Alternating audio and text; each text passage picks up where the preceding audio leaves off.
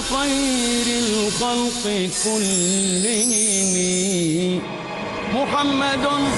محمد سيد الكونين والثقلين والفريقين من عرب ومن عجم هو الحبيب الذي ترجى شفاعته. السلام علیکم ورحمۃ اللہ وبرکاتہ. الحمدللہ رب العالمین وصلی اللہ وسلم علی نبینا محمد وعلی آلہ وصحبہ اجمعین ومن تبعہ بإحسان الی یوم الدین. اما بعد. محترم ناظرین، رسول اللہ صلی اللہ علیہ وسلم کو اللہ نے آخری نبی بنا کر بھیجا. اللہ تعالیٰ نے آپ کو رحمت للعالمین بنا کر بھیجا. آپ کی تشریف آوری باعث نور اور سعادت ثابت ہوئی.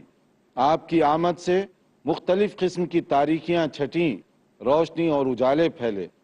اگر ہم چاہیں کہ اپنے گھروں کو منور کریں، اپنی زندگیوں کو روشن کریں، اپنے سماج اور علاقے کو پاکیزہ بنائیں، تو رسول اللہ صلی اللہ علیہ وسلم کی زندگی کو اپنے سامنے رکھنا ہوگا.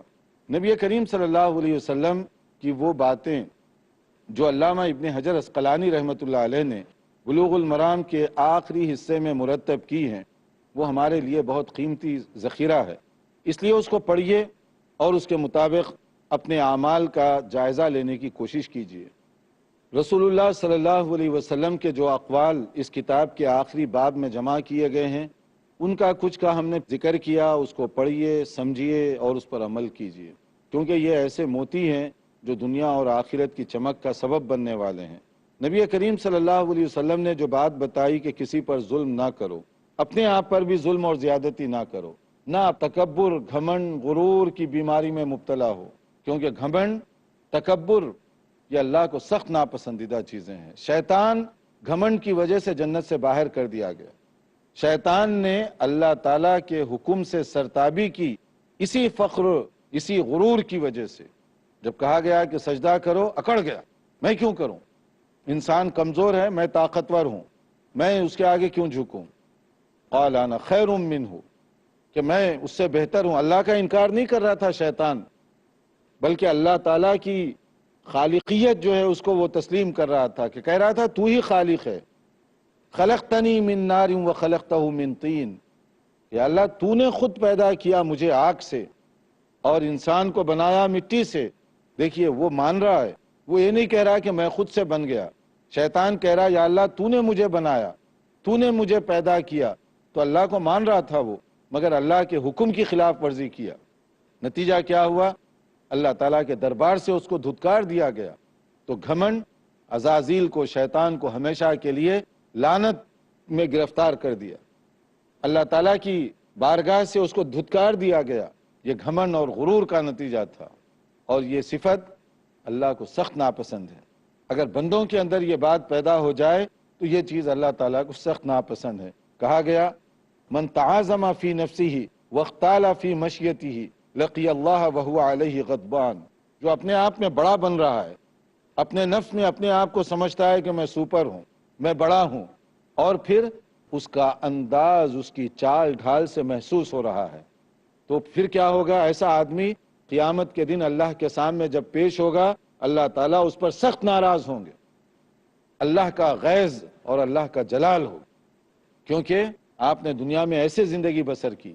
تکبر، یہ گھمنڈ اور یہ گھمنڈ کی طرف لے جانے والے جو اور راستے اور طریقے ہیں، اللہ تعالیٰ کو سخت ناپسند ہے. اب آپ دیکھ سکتے ہیں بہت سارے لوگ ہیں، ذرا سا کوئی عہدہ مل گیا تو کیا کرتے ہیں؟ چلتے زمین پہ ہیں، دیکھتے آسمان کی طرف ہیں، گویا کہ اب سب حقیر لوگ ہیں، ان سے کوئی مطلب نہیں ہے، یہ ہے کیا چیز. اور اسی طرح سے کبھی دولت مل گئی تو کسی غریب کو قریب بھی آنے نہیں دیتے. غریب کی مدد کرنا تو دور کی بات ہے، قریب بھی آنے نہیں دیتے. دروازہ بند ہے، باہر نکالو ان کو. قرآن کہہ رہا ہے وَأَمَّا السَّائِلَ فَلَا تَنْهَرْ، دھکے مت مارو، مانگنے والے مجبور اور غریبوں کی دل شکنی مت کرو، مگر اس کو قریب آنے کی اجازت نہیں، اس کو دھکے مارے جا رہے ہیں کیونکہ دولت مل گئی. اور اسی طرح سے بعض لوگوں کو شہرت مل جاتی ہے تو وہ شہرت کا غلط استعمال، نیم اور فیم کہتے ہیں نا، دو چیزیں لے ڈوبتی ہیں آدمی کو، اس کا بھی کیا ہوتا ہے، اب وہ اپنے دل میں بڑا مگن ہے۔ بعض لوگوں نے کہا جیسے بعض لوگ چلتے ہیں تو اس کے لیے ہوتا ہے آگے ہٹو سب کو، جا رہے ہیں صاحب، جا رہے ہیں ہیرو، جا رہے ہیں فلاں، جا رہے ہیں فلاں، جا رہے ہیں فلاں، تو اب اس کے لیے کیا ہے، جب تک 8-10 آدمی آگے پیچھے نہیں ہوں گے ان کی شان نہیں بنتی، تو وہ چاہتے ہیں کہ 8-10 آدمی اس طرح کی حرکتیں کرتے رہیں۔ تو یہ جو اس طرح کا انداز ہے تو اس میں بعض لوگ کہتے ہیں اس میں بھی ایک نشہ ہے، نشے کی مختلف شکلیں ہیں نا، تو اس میں بھی ایک ذہنی نشہ ہے۔ جب آدمی دیکھ رہا اچھا میرے لیے اتنے لوگ جمع ہوئے ہیں اور مجھے دیکھنے کے لیے اتنے لوگ آئے ہیں، تو اس سے ایک نشہ چڑھتا ہے اس کو، اور کہتے ہیں وہ نشہ جو ہے 100 بوتلوں سے بھی زیادہ ہوتا ہے اس کا اثر۔ تو بعض لوگ جو اس کے عادی ہوتے ہیں تو پھر ان کو اتنا ہیوی نشہ پڑ جاتا ہے اس کا، اور اس کے بغیر ان کو مزہ نہیں آتا پھر۔ یہ تکبر کی ایک علامت۔ اور اسی طرح سے آپ لوگوں کے حقوق کو دبائیں، یہ بھی تکبر کی علامت ہے۔ حدیث میں کہا گیا الکبر بطر الحق وغمت الناس، تکبر یہ ہے حق کا انکار کر دیں، سچائی کا انکار کر دیں اور لوگوں کے حقوق کو دبائیں، تو اس کا معنی ہے کہ آپ کے اندر تکبر کی بات پیدا ہو گئی۔ یعنی آدمی چاہے کہے یا نہ کہے کہ میرے اندر تکبر ہے، اس کی صفات اور اس کی باتیں بتا رہی ہیں کہ اس کے اندر تکبر کی کیفیت پیدا ہو گئی۔ اسی طرح سے اگر کوئی خاتون کو اس کے شوہر کی طرف سے کوئی اچھے کپڑے لا کر دے دیے گئے، اللہ نے توفیق دی، کوئی زیور اس کو مل گئے، اب اس کے بعد وہ اپنی سہیلیوں کے اندر بہت اونچائی کا مظاہرہ کرنے کی کوشش کرتی ہے کہ جو ہے اب کوئی بہت بڑے بن گئے، اس لیے باقی جو لوگ ہیں وہ ہمارے مقابلے میں بہت حقیر ہیں۔ کوئی گاڑی میں بیٹھا ہوا ہے، گردن اکڑ جاتی ہے کہ اتنی بڑی گاڑی، اتنی شاندار گاڑی، اور اسی لیے کہتے ہیں نا ہٹو تم کیا، تمہاری وقت کیا، انسانوں سے کہہ رہے ہیں۔ بعض لوگوں کی زبان پہ یہ عام جملہ چڑھا ہوا ہے کہ تمہاری وقت کیا ہے جو تم میرے ساتھ گفتگو کر رہے ہو، میرے ساتھ تم بات کر رہے ہو، حیثیت کیا ہے تمہاری؟ اس کا مطلب میری حیثیت بہت اونچی ہے اور تمہاری حیثیت بہت کم ہے، اس لیے تم جو ہے اس قابل نہیں ہو کہ میرے ساتھ گفتگو کرو۔ یعنی آپ انسان کو اتنا گھٹیا سمجھتے ہیں، اتنا کم سمجھتے ہیں کہ کہتے ہیں کہ تمہاری وقت کیا ہے۔ اور اسی طرح سے دلیل کا مسئلہ، وہاں بھی غصہ آتا ہے، تکبر وہاں بھی پیدا ہوتا ہے۔ اگر کوئی آدمی جو دیکھنے میں عام لگ رہا ہے، مولوی صاحب سے، عالم صاحب سے، امام صاحب سے، وہ کہے کہ مولانا آپ نے جو بات کہی ہے میں نے حدیث میں یہ اس طرح سے پڑھا ہے، تو ہونا کیا چاہیے؟ جب حدیث کا حوالہ آ گیا قبول کرنا چاہیے کہ اگر حدیث ہے ٹھیک ہے میں بھی اس کو دیکھوں گا، قبول کر لوں گا۔ اس کے بجائے ہوتا کیا ہے، فوری اس کی ذات پہ اٹیک۔ اچھا تو کیا، تیری حیثیت کیا، تو مجھے بتانے کے لیے آ گیا حدیث؟ اب دیکھیے غصہ کس پہ آ رہا ہے، آدمی کا غصہ ہے، لیکن نکال کس پہ رہا ہے، حدیث پہ نکال رہا ہے، مسئلے پہ نکال رہا ہے کہ تم اتنے عام آدمی ہو کر مجھے مسئلہ سمجھانے آ گئے۔ یعنی مطلب کیا ہے، میں اتنا بڑا ہوں، آرڈنری لوگوں کی بات نہیں سنتا، چاہے صحیح بھی بولو نہیں سنوں گا میں، غلط بھی بولو نہیں سنوں گا میں۔ تو یہ کیا شریفانہ انداز ہے؟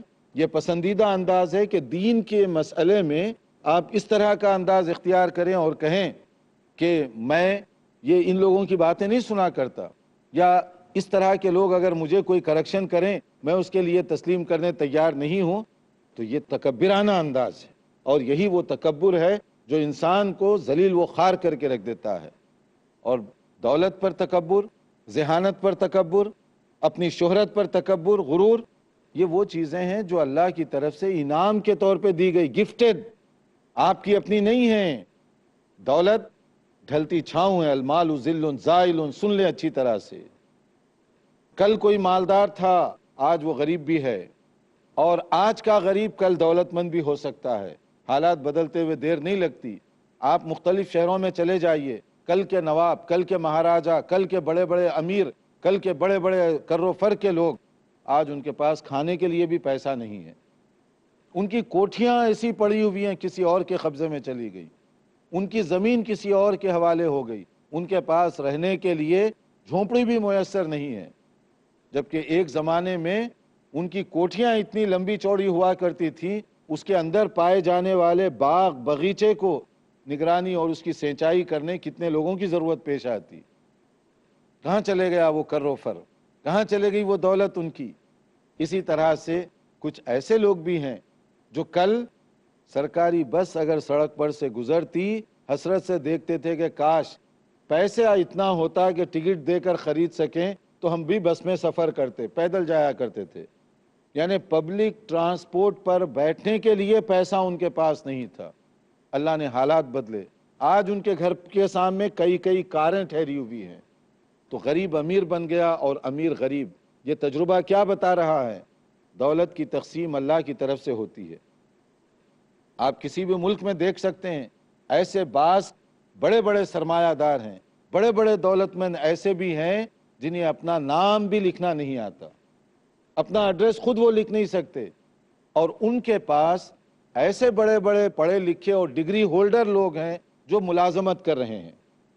تو عقل تو یہ کہتی ہے کہ جن کے پاس ڈگری زیادہ ہے ان کو دولت زیادہ ملنی چاہیے. لیکن آپ تجربہ کر کے دیکھیں، بہت سارے ایسے فیکٹری اونر ہیں، کارخانے دار ہیں، آپ دیکھیں کہ ان کے پاس ایسے لوگ کام کر رہے ہیں جو اپنے فن کے بڑے ماہر ہیں، بڑی اعلیٰ ڈگری انہوں نے پائی ہے، لیکن وہ ملازم ہیں. اور جاب دینے والا کون ہے؟ جس کے پاس کوئی ڈگری نہیں ہے. تو اگر یہ ڈگری کی بنیاد پر ہو تو پھر الٹا ہونا چاہیے نا. تو دولت یہ اللہ کی تقسیم ہے. اللہ تعالیٰ جس کو چاہے جیسے چاہے دے دے. اگر اس پر کوئی غرور کرے دولت پر جو اللہ کی طرف سے دی جاتی ہے، اس کو عقل مند ہم سمجھیں گے؟ عقل مند وہ آدمی نہیں ہے. دیکھتے رہیے پروگرام، ایک وقفے کے بعد انشاءاللہ حاضر ہوں گے. محمد سید ul Konain والثقلین.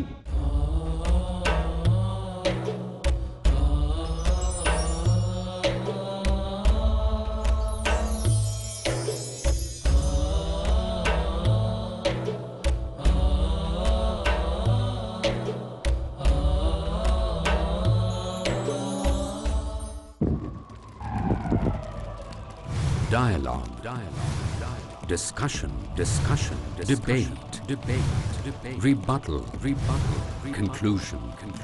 Eliminate misconceptions about religion. Get enlightened. Witness Dr. Zakir Naik in a battle of words in Crossfire. ہر اتوار رات 8:30 بجے اور دوبارہ صبح 8:30 بجے انڈیا میں پیس ٹی وی اردو پر.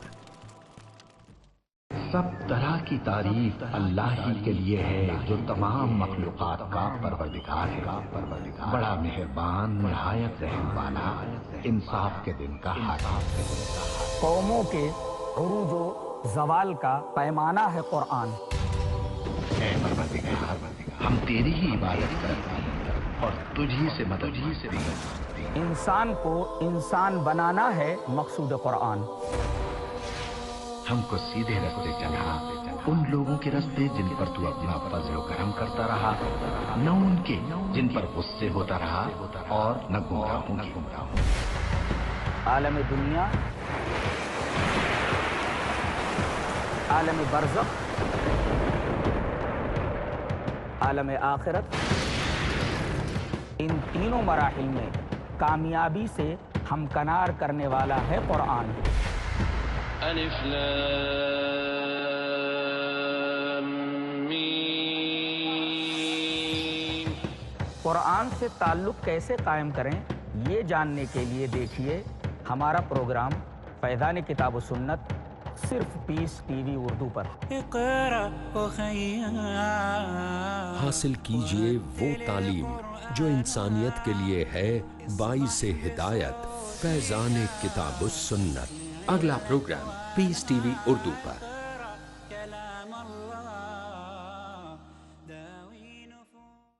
محمد سید الکونین والثقلین.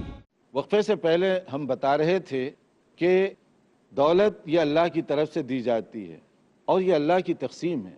کب وہ کس کو دے اور کب کس سے چھین لے کوئی کہہ نہیں سکتا. اس لیے اللہ کی دی ہوئی دولت پر میں اور آپ غرور اور تکبر کریں تو نادان ہوئے نا. اسی طرح سے شہرت کا مسئلہ ہے. شہرت یہ بھی اللہ کی دین ہے. بعض اوقات ہو سکتا ہے ایک آدمی زیادہ قابل ہو مگر اللہ تعالیٰ اس کو شہرت نہیں دیتا، اور ایک آدمی اس کے مقابلے میں کم ہو لیکن اللہ تعالیٰ اس کو مشہور کر دیتا ہے. یہ شہرت بھی اللہ کی دی ہوئی ہے. اسی لیے آپ دیکھیں کبھی ایسے بھی ہوتا ہے کہ کل کے بڑے بڑے مشہور آج جیل میں بیٹھے ہوئے ہیں. تو دی ہوئی عزت اللہ کی تھی، پھر اللہ نے واپس لے لی. کل جب چلتے تھے تو آگے پیچھے کئی لوگ چلتے تھے. اب جب جیل میں بیٹھے ہوئے ہیں تو کوئی ان کا نام عزت سے لینا نہیں چاہتا. آدمی وہی ہے، کیریکٹر وہی ہے، مگر یہ حالات بدل گئے۔ کل وہ پوزیشن کا تھا اور آج جیل کی کوٹری میں بیٹھے ہوئے ہیں۔ کتنے ایسے لوگ ہیں؟ شہرت کہاں چلی گئی؟ اگر آپ کے اپنے کنٹرول میں ہوتا تو اس شہرت کو کبھی لوز ہونے دیتے؟ نہیں دیتے۔ تو اس کا مطلب اس کا کنٹرولر کوئی اور ہے، وہ اللہ تعالیٰ کی ذات ہے۔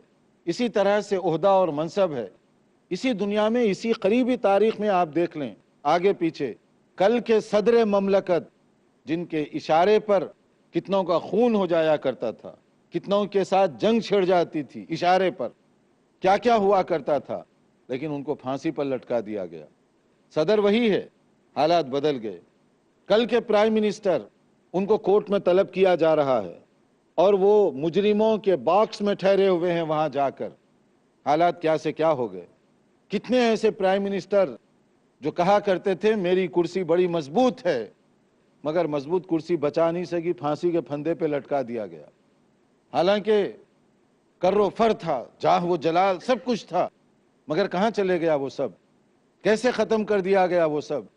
کتنے ایسے لوگ ہیں جن کو کسی زمانے میں پوری قوم کا ہیرو سمجھا جاتا تھا، پوری قوم کا ہیرو سمجھا جاتا تھا، لیکن جس فوج کی بنیاد پر وہ ہیرو بنے تھے وہی فوج ان کو ختم کر دی، اپنی گولیوں سے انہی کو نشانہ بنائی۔ تو معنی کیا نکلا؟ یہ عہدہ، یہ بھی اللہ کی امانت، جب چاہے اللہ دے اور جب چاہے اس سے محروم کر دے، اور وہی کرسی اقتدار ان کو لے جا کر پھانسی کے گھاٹ پر چڑھانے کا ذریعہ بھی بن رہی ہے، وہی غار میں گرانے کا ذریعہ بھی بن رہی ہے۔ تو دولت، عزت، شہرت، عہدے یہ اللہ کی طرف سے ہیں۔ اگر کوئی آدمی نادانی سے اس پر غرور اور تکبر کرے تو وہ نادان ہوگا اور نقصان خود اٹھائے گا۔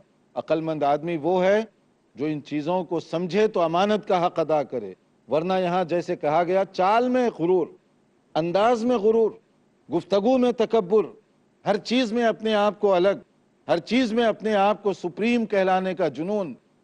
اللہ نے دی ہے یہ سب چیزیں، یہ غرور کیوں؟ وہ کبھی بھی چھین سکتا ہے۔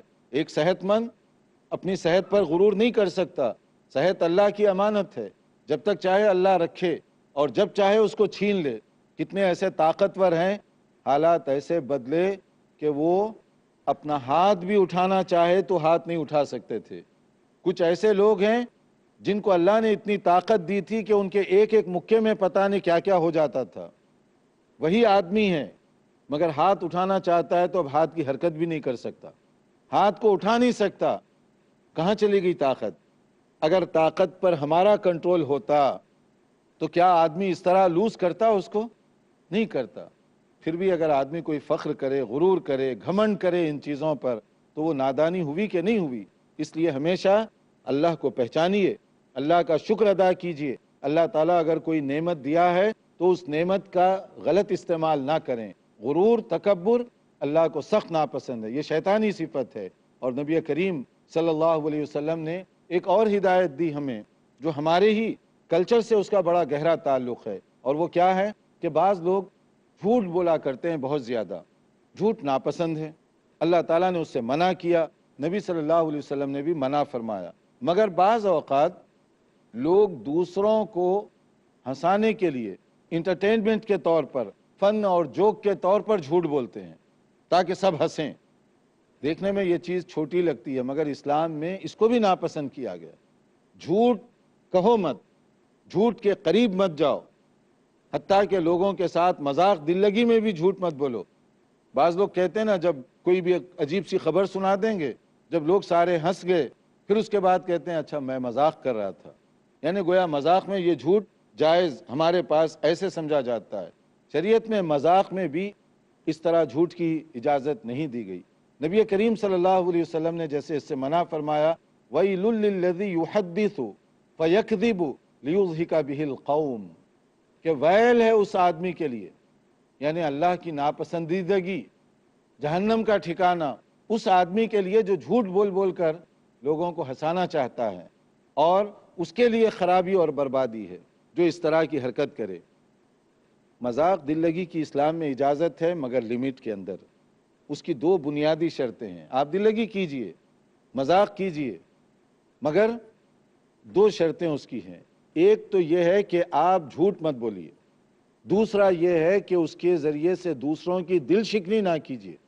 جیسے ہمارے پاس ہوتا ہے، کوئی ایک آدھ بیچارہ ذرا سیدھا سادہ آدمی مل جائے، اب سب اسی کو ٹارگٹ کر کے فن جوک مذاق اسی کے نام کے ساتھ کرتے ہیں، یہ بھی آئے گا تو اسی کو ٹارگٹ کرے گا، وہ بھی آئے گا تو اسی کو ٹارگٹ کرے گا، تو یہ چیز بھی درست نہیں، اس سے اس کی دل شکنی ہوتی ہے، اس کی ریسپیکٹ کم ہوتی ہے۔ اس لیے کسی ایک کو اس طرح سے نشانہ ٹارگٹ بنانا تاکہ سارے لوگ ہنسیں اس کی طرف ریفرنس کے طور پر، وہ غلط۔ جھوٹ بولنا یہ غلط۔ نبی کریم صلی اللہ علیہ وسلم ہنسی مذاق اس طرح کی باتیں کیا کرتے، مگر اسی لیمٹ کے اندر جس کو ہم کہتے ہیں ظرافت کے مسکرانے کی بات۔ جیسے کبھی نبی صلی اللہ علیہ وسلم کہہ دیے، اس سے پہلے ایک بار ذکر ہوا کہ ایک صاحب آئے اور وہ مانگ رہے تھے کہ مجھے سفر جاری رکھنے کے لیے سواری چاہیے اور اس کے لیے کوئی اونٹنی دے دیجئے۔ نبی صلی اللہ علیہ وسلم نے کہا کہ اچھا آپ کو اونٹنی کا بچہ دے دوں گا۔ اب وہ تو تھے ذرا دیہاتی، تو وہ کہنے لگے مجھے سفر کرنا ہے، اونٹنی کا بچہ لے کر کیا میں اس کی لک آفٹر کروں گا، میں کیا کروں گا اس کو؟ تو نبی صلی اللہ علیہ وسلم نے مسکرایا، صحابہ جو جانتے تھے وہ بھی مسکرائے، وہ کہنے لگے کہ کیا کوئی بڑا اونٹ بھی اپنے ماں باپ کے بغیر ہی ہوا ہوگا؟ وہ ان کا بچہ ہی ہوگا نا، بڑے سے بڑا بھی ہوگا تو ان کا بچہ ہوگا۔ تو کہ اچھا یہ مطلب ہے، ہاں پھر ٹھیک ہے، پھر چاہیے مجھے وہ۔ تو مطلب یہ ہے کہ اس سے صحابہ کے اندر تھوڑی دیر کے لیے ہنسی بھی آ گئی، سب خوش بھی ہو گئے اور کسی کی دل شکنی بھی نہیں ہوئی۔ اسی طرح ایک مرتبہ ایسے ہوا، ایک خاتون بوڑھی عورت آئی اور کہنے لگی اے اللہ کے نبی دعا کیجئے اللہ مجھے جنت میں بھیج دے۔ اب بوڑھیا کی خواہش ہے جنت میں جانے کی، تو نبی صلی اللہ علیہ وسلم نے کہا بوڑھی جنت میں نہیں جائے گی،